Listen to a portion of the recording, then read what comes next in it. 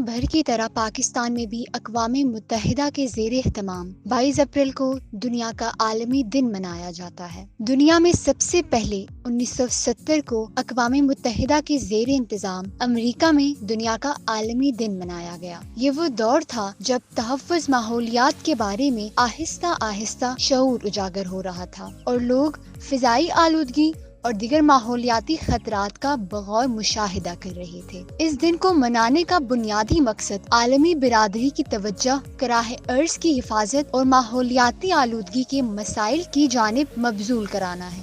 عالمی ماحولیاتی پروگرام کے مطابق کرۂ ارض کو ماحولیاتی تباہی سے بچانے کے لیے فطرت کے واضح کردہ لاتعداد حیاتیاتی نظام مستقبل میں 50 بلین ٹن کاربن گیسوں کو اپنے اندر جذب کرنے کی صلاحیت رکھتا ہے۔ تاہم قدرتی ماحولیاتی نظام کے اس طویل سلسلے میں تمام ماحول دوست امکانات کو استعمال میں لانے کے لیے خود زمین پر آباد انسانوں کو بھی اپنے کردار کی آب و ہوا کو صاف رکھنے کی ہر ممکن کوشش کرنا ہوگی۔ اس سوچ کے تحت گزشتہ 3 برس سے چین نے قدرتی ماحول کو بہتر بنانے کے ساتھ ساتھ شہری ماحول کی خوبصورتی پر بھی بہت زیادہ کام کیا ہے۔ زمین پر موجود تمام جانوروں اور پودوں کی موجودگی اس دنیا اور خود انسانوں کے لیے نہایت ضروری ہے۔ کسی ایک جانور یا پودے کی نسل بھی اگر خاتمے کو پہنچی تو اس سے پوری زمین کی خوراک کا دائرہ متاثر ہوگا اور انسانوں سمیت دنیا پر موجود تمام جانداروں پر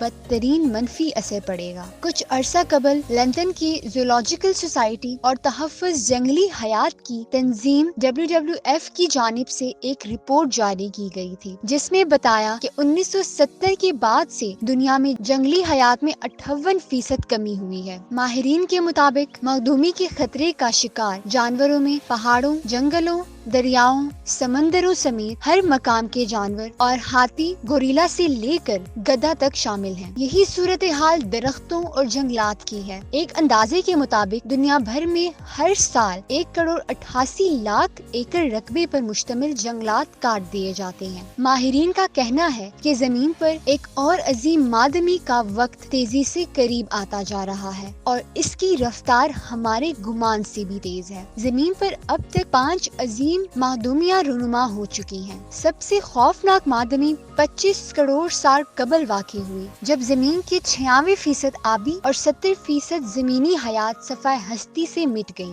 آخری معدومی 6.5 کروڑ سال قبل رونما ہوئی جس میں ڈائناسور سمیت دنیا کی 1/3 حیاتیات ختم ہو گئی۔ ماہرین کے مطابق ہم انسان جس خود غرضانہ طریقے سے صرف اپنے لیے زمین اور اس کے وسائل کو استعمال کر رہے ہیں، قوی امید ہے کہ زمین سے جنگلی حیات اور دیگر انواع کا خاتمہ ہو جائے، لیکن یہاں یاد رکھنا ضروری ہے کہ تمام انواع ہی انسان کی بقا کی ضمانت ہیں اور ان انواع کا خاتمے کے بعد انسان کی بقا کی امید رکھنا خام خیالی ہے۔